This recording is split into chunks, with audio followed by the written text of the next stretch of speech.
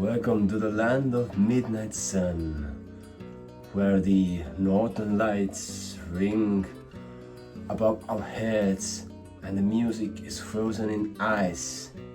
Now it's autumn, and I wanted to tell you something about the shamanic overdone singing and using sound as a tool of creation. As many people perceive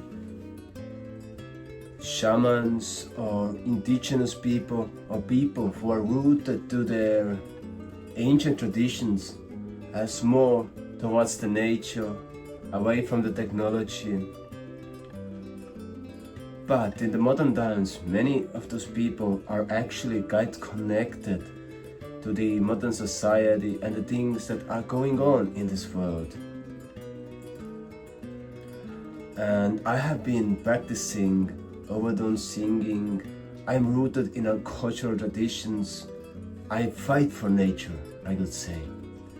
It makes me sad when I see a clear cut of forest.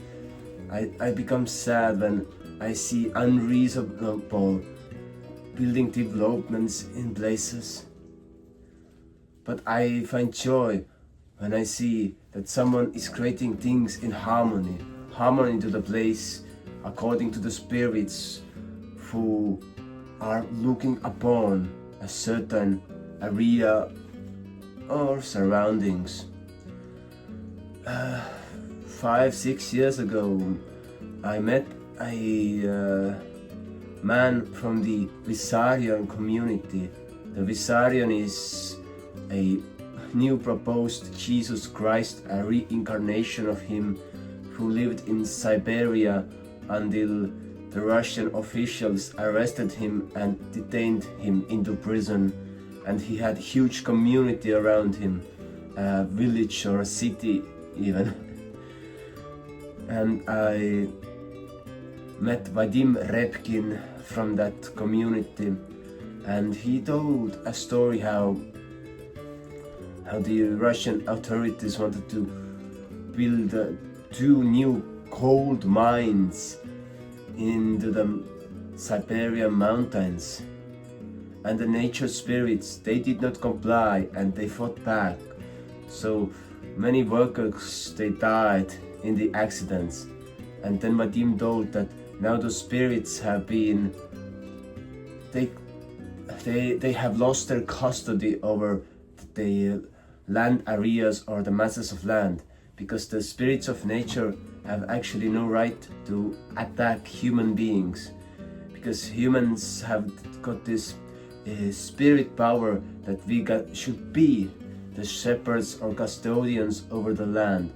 But many humans, of course, violate the rights, and it brings consequences. So when we come to this point,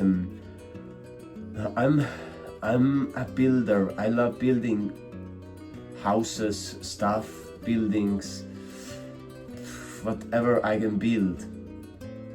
And I also practice the sound and the practices of creation with sound, that I do overdone singing and other forms of healing sounds to create harmony and actually to see focus and imagine a new kind of reality. And on this very moment, we are in a process of purchasing several plots of land to create a village, or even something greater than a village that would have a community house that is made for children, that people would get alternative education and actually live together harmoniously, have their own food growing systems, their own drinking water, their own electricity. And that's a thing that we are aiming on this very moment. And I'm not building this village for myself, because I have my home and I have my land over here.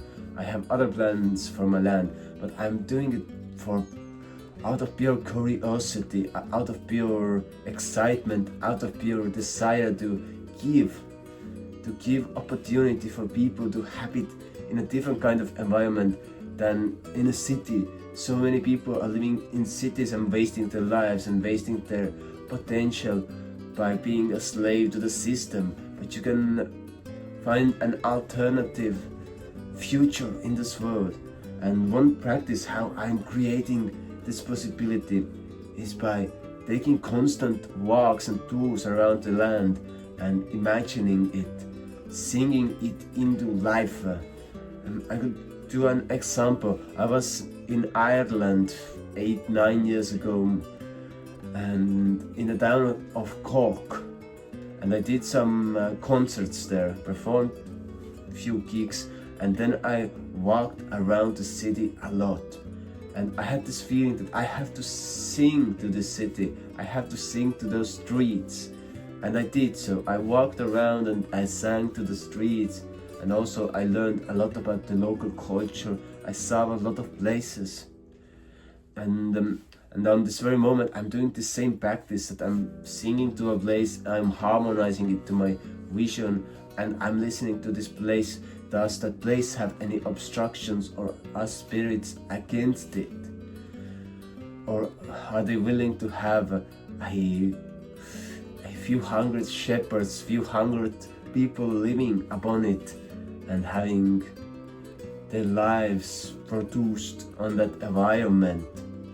And while I'm doing my so-called warm-up, I'm bridging together those worlds. And actually shamanic worlds are really materialistic, because shamans, they play with dense material.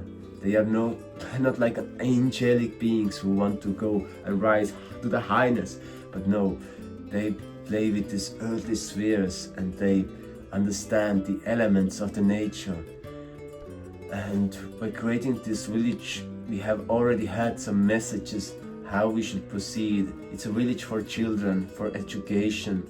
It's a place where people can grow together and grow old and grow young, of course. And the houses, how can we build houses out of the local minerals? I'm not saying out of local timber or something, but out of local minerals, because the village is based on the limestone basin, that there's around 40-50 centimeters until the stone comes out, or gravel. So it's quite stony surface, and that's another challenge, how you can grow food over such place. And of course you can, because there are many permaculture practices that you can inhibit into the ground. And I'm already dreaming how to make fruit tree alleys in the village, that there will be orchards that people can come and pick sweet cherries, apples, pears, maybe mulberries, whatever we can grow over there. And the dream of having a huge greenhouse to grow food all year round, with specific heating systems that are able to ionize the air and also give heat even when it's minus 20 degrees Celsius outside. So planning a village is a throughout process. We must know how to build roads, what kind of road we can build there. We have to make all the communications, the sewage system. We have to build the lightning or the street lanterns, lamps. We have to prepare all the aspects of the village, and of course there's already a couple of people have built a labyrinth over there, the previous owners of the land, and we also have to find a way how to respect that labyrinth and conserve it, that other people could use it for the local ceremonies and celebrations, because we want to preserve as much as possible, but also create a new habitat. And that's how the dreaming goes, that I'm envisioning it in my mind's eye, I'm singing about it, I'm also walking and listening, and I'm just taking the big picture and creating it. That's how the shamanic creation of overdome creation actually happens, when you have things that you want to bring into life. And there's one important thing that you must know, that there must be certainty in your actions, in your visions, that it will happen, it is going to happen, and there are no other questions. You just have to become really detail oriented about the things that you're creating. So I hope you enjoy. Please subscribe and see you soon again.